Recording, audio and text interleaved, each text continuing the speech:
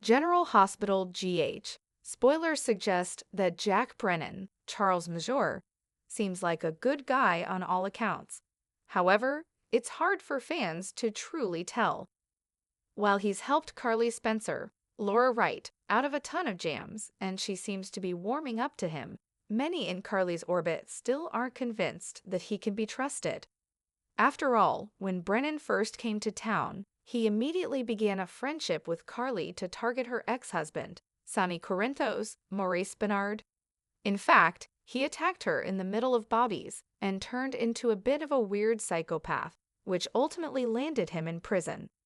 Still, since he's been released, the WSB agent has had a bit of a personality change. Is this all a front? Is he still targeting Sonny? Here are 3 recent scene clues that indicate he is. General Hospital spoilers. Reason number 1. Sonny Corinthos' penthouse explosion. GH spoilers remind fans that the device used in Sonny's penthouse explosion was created by the WSB. Viewers seem to think Jen Sidwell, Carla Rhoda, is behind the entire thing, as he conveniently entered the land of Port Charles on the same day the explosion occurred. But what if a plot twist is on the horizon? Brennan promised to help Anna Devane, Finola Hughes, with the investigation, but what if he's doing this to stay on top of what the PCPD knows? So he's kept in the loop because he's behind it all.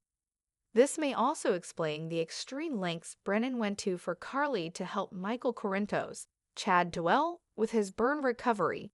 He may feel guilty that Michael ended up being an innocent victim of something that was intended for the mob boss.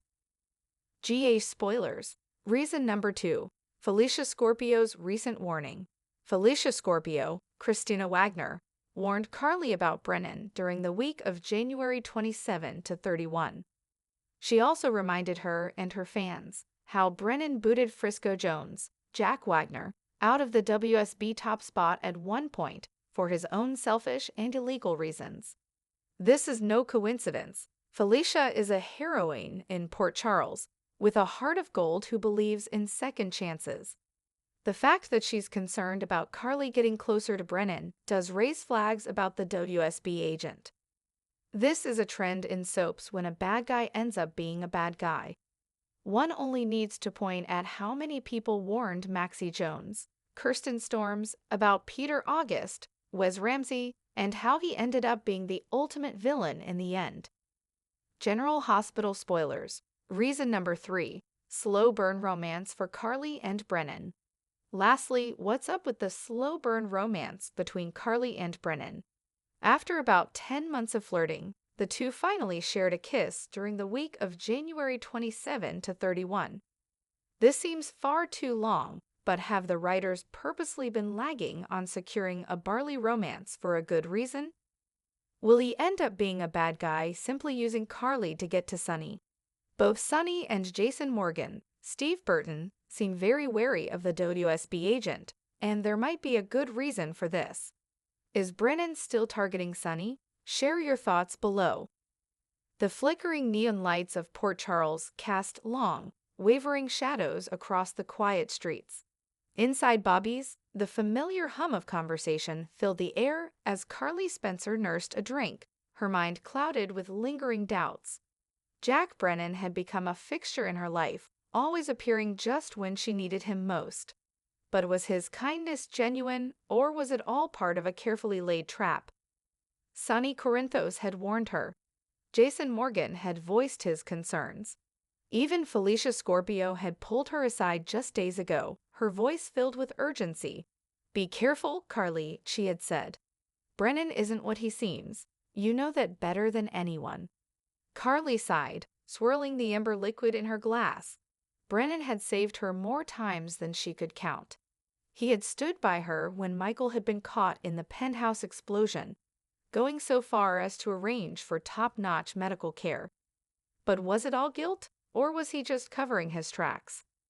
Across the room, Jack Brennan entered, his eyes immediately locking onto Carly. He walked towards her with purpose, a small, knowing smile playing at his lips. "Drinking alone?" he asked, sliding into the seat across from her. Carly smirked, raising an eyebrow. That depends. Are you here to join me or interrogate me? Brennan chuckled, his blue eyes twinkling with amusement. Neither, just checking in. How's Michael? She studied him carefully. He's healing. Thanks to you. He shrugged. You don't have to thank me, Carly. I care about you and your family. She took a sip of her drink, letting the warmth spread through her chest. Do you? She asked softly. Or do you just want to stay close so you can keep tabs on Sonny? Brennan's expression didn't falter. That's not fair. I told you before, I made mistakes, but I'm trying to make things right. Carly let out a dry laugh. Forgive me if I have a hard time believing that. A heavy silence fell between them. Brennan leaned in slightly, lowering his voice. Carly, I know you don't trust me, and I don't blame you, but I need you to understand something. If I wanted Sonny gone, he'd be gone. I'm not after him, not anymore. The conviction in his voice sent a shiver down her spine. Was he telling the truth? Or was this another well-played move in a dangerous game? Just then, the door to Bobby's swung open, and Jason Morgan walked in, his gaze immediately landing on Brennan. He moved with calculated steps, coming to a halt beside Carly. Am I interrupting? Jason asked, his voice as cool as ever. Brennan leaned back in his seat, his smirk unwavering. Not at all. Carly and I were just having a friendly chat. Jason's expression darkened. Yeah, I bet. Carly sighed, running a hand through her hair. Jason, not now. Jason ignored her, his focus locked on Brennan. I don't know what your game is, but I'm not buying the act. And neither is Sonny. Brennan let out a small chuckle, shaking his head. You know, it's funny. No matter what I do, you two will always see me as the enemy. That's because you are, Jason countered. Stay away from Carly, stay away from Michael, and stay away from Sonny. Brennan exhaled sharply, standing up. I should go. Carly, I hope you'll think about what I said. With that, he walked out, leaving behind a tense silence. Jason turned to Carly. You need to be careful. He's up to something. I can feel it. Carly closed her eyes briefly, her mind a whirlwind of emotions. I know, but Jason, what if? What if he's telling the truth? Jason's jaw tightened. And what if he's not? The question lingered, heavy in the air, because deep down, Carly knew the answer could mean life or death for them all. Later that night, Brennan made his way to a secluded alleyway, where a black SUV waited. He slid into the passenger seat, the tension in his body palpable. A shadowy figure in the driver's seat turned toward him. Well, does she suspect anything? Brennan exhaled, his fingers tapping against his knee. She's wary, but she's still listening. That's all we need. The figure nodded. Good. Keep her close. Sonny Corinthos is living on borrowed time, and when we're ready, he won't see it coming. Brennan stared straight ahead, his expression unreadable. Understood.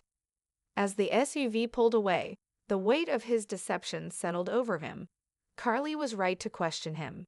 Because the truth was, Jack Brennan had never stopped targeting Sonny Corinthos. And soon, the streets of Port Charles would be painted in blood.